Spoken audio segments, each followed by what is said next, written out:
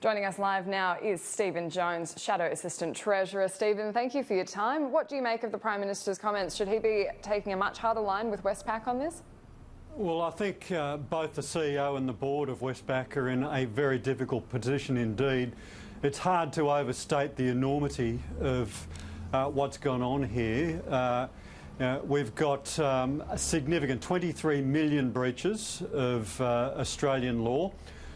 Breaches that go to alarming, horrific crimes that have been occurred. Austrac themselves said Westpac's failures have meant that Austrac was unable to intervene sooner to stop these crimes occurring.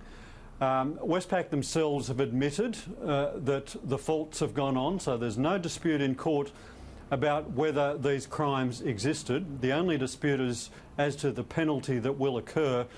But of deep concern for Westpac, and it should be of deep concern to the government, I've got to say, is Austrac's finding that the faults occurred because of systemic failures and a lack of oversight by senior management and by the board. So against that backdrop, it's very, very difficult to see how both the CEO and the board get through this unscathed. There's a shareholders meeting in a few weeks' time. I'd be very surprised if significant questions aren't being asked. Brian Hanson made $4 million last year. That's forgoing his bonus. Do you think he should quit, considering governance is the #1 priority of any CEO? Well, that is ultimately a question for the board and for the shareholders, but I think he's in a very difficult position. Now, let's just compare what's gone on here with what went on at CBA a few weeks ago. $700 million in fines. That is a significant hit to any bank, even one the size of CBA. $700 million in fines for 53,000 offences. We're talking in the Westpac case of 23 million, not thousand, 23 million offences. CBA paid $700 million for their 53,000. The fines in the Westpac case, we can only assume are going to be an order of magnitude to the CBA case. So this is incredibly serious. Austrac have themselves said that the failures of Westpac led to a failure in their ability to stop these crimes. So I don't think we can overestimate the seriousness of this, and I think the board and I think the CEO of Westpac should be reflecting upon their positions. When it comes to the bushfires that we've seen ravaging Australia, we've had the Prime Minister just a short time ago say on radio that the climate change discussion is misplaced, that the emissions that we contribute to the global level are so insignificant that they wouldn't have had any impact on the bushfires that we've seen in the last few weeks. Do you agree? Oh, look, a couple of things about this. I don't think one house or one property was lost because there was a debate going on by a few politicians carrying on like clowns and frankly getting the tone of the debate all wrong. I don't think one house was lost because that debate was going on. But I don't think the Prime Minister is right. I'd put it like this, Annalise. I'd say that Australia has a responsibility here. Yes, in the global scheme of things, less than 2% of international emissions. But we are one of the nations in the world that is most affected by climate change. We've got a Great Barrier Reef that is dying. We've got significant climate change which is impacting upon our economy and our safety and our way of life.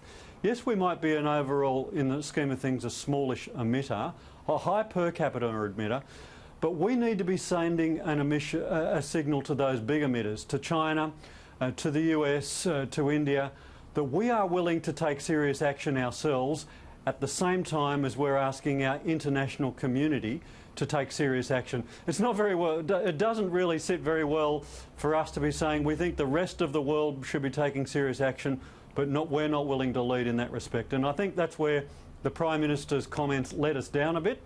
If we're expecting the rest of the world to act, then we've got to show some leadership ourselves. I wanted to ask you about the ensuring integrity legislation that it looks likely to be debated at least in the next sitting fortnight. Do you think, in light of what's happened with Westpac, that the government is being hypocritical in that if a union was engaged in that many issues, they would seek to shut them down, but they certainly don't seek to take the same action against a bank. Look, Annalise, I think you make a fair point here, and indeed it's why we had a banking industry royal commission, because we thought the behaviours inside the banks, inside a lot of our large financial institutions, was way out of step, not only with the law but within with community expectations. We had a banking industry royal commission. The government resisted it, voted against it 27 times. They've had the report since February this year, set themselves some lowball targets on their implementation agenda, and are not even going to meet those lowball targets. So I'm not surprised at the softly approach of the Prime Minister in relation to Westpac, because they have been tardy, they have been dragging their feet on the implementation of reform in the banking and financial sector for 5 years now.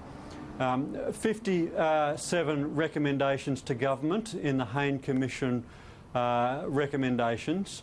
A fraction of those, by my count, 7 of those have been implemented. If you don't count the recommendations that say don't do anything or do some reviews, 7 of those recommendations have been implemented. And in the list of things that haven't been implemented, some pretty serious stuff there. The no hawking of insurance and superannuation products at the same time as we're seeing the Commonwealth Bank stick its hands up and saying we've been doing the wrong thing in that space. Urgent need of reform. As we go into national disaster season, whether it's fires or floods, cyclone season, there are recommendations outstanding on reforms to the way that insurance claims are dealt with in this country by our large insurance companies. Again, recommendations the government has been sitting on for far too long. They're not even going to meet their own lowball targets on implementing legislation in that area. So I'm very disappointed and very concerned about this. And just finally, the Prime Minister in his speech last night spoke about the need for industrial relations reform, in particular about enterprise agreements and considering the length of those. Do you think that would help kickstart the economy to get more people into higher paying jobs, as the Prime Minister says? Absolutely not. You know, I've done a review of both national and international reports on productivity, ours and what's going on around the rest of the world. We've had a significant decline in productivity growth in this country, and it is in fact affecting wages growth and economic growth.